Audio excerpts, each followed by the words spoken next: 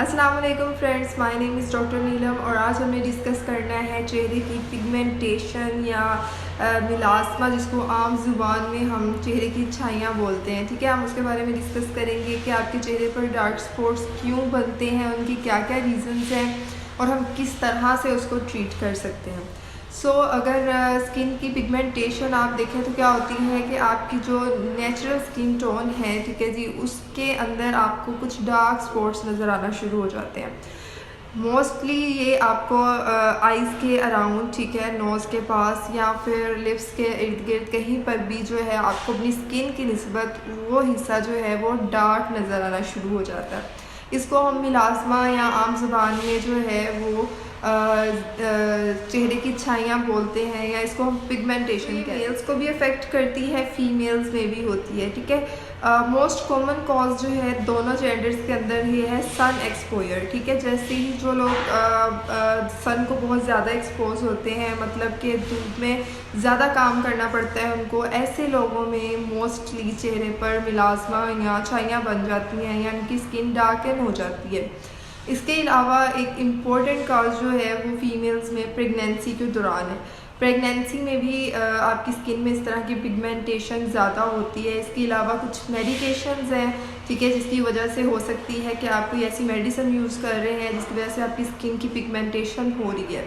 इसके अलावा जो रीज़न्स हैं उसके अंदर आ जाती है कुछ थायराइड के मसले हैं, ठीक है, उन पेशेंट्स के अंदर भी स्किन की डार्कनिंग हो सकती है।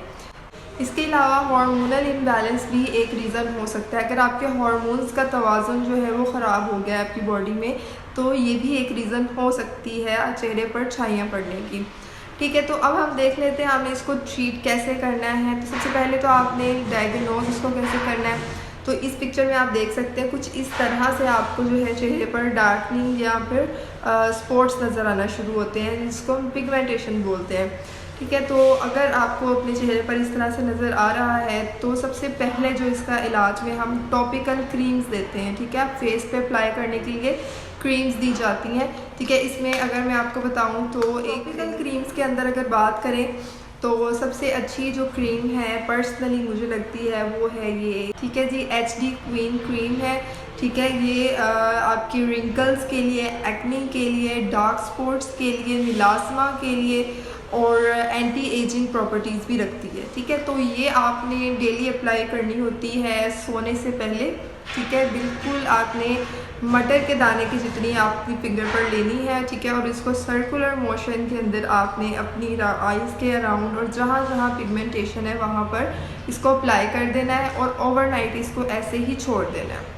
फिर अर्ली मॉर्निंग उठ के आपने अपना फेस वॉश कर लेना है। तो आपको कुछ दिन ही इसको यूज़ करके काफ़ी इफ़ेक्ट जो है वो नज़र आना शुरू हो जाएगा। इसके कोई ऐसा साइड इफ़ेक्ट्स नहीं है, लेकिन आपने इसकी क्वांटिटी को कम ही रखना है। ठीक है, बहुत ज़्यादा क्वांटिटी में यूज़ ना करें। इसके अलावा अदर ट्रीटमेंट ऑप्शंस के अंदर जो है वो लेज़र एक ऑप्शन है। लेज़र के थ्रू आपकी जो डार्कनिंग हुई होती है स्किन की उसको ख़त्म की जाती है। लेज़र जो है वो भी एक सेफ़ मेथड है, लेकिन एक एक्सपेंसिव मेथड है।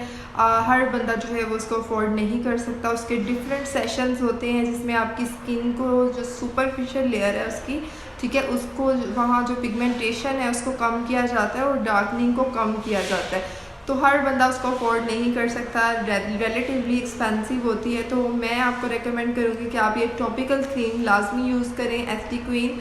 तो उसके बाद आप देखें कि अगर आपको इफ़ेक्ट नहीं आता तो then you can go for laser. तब तक के लिए मुझे इजाज़त दीजिएगा। अल्लाह हाफिज़।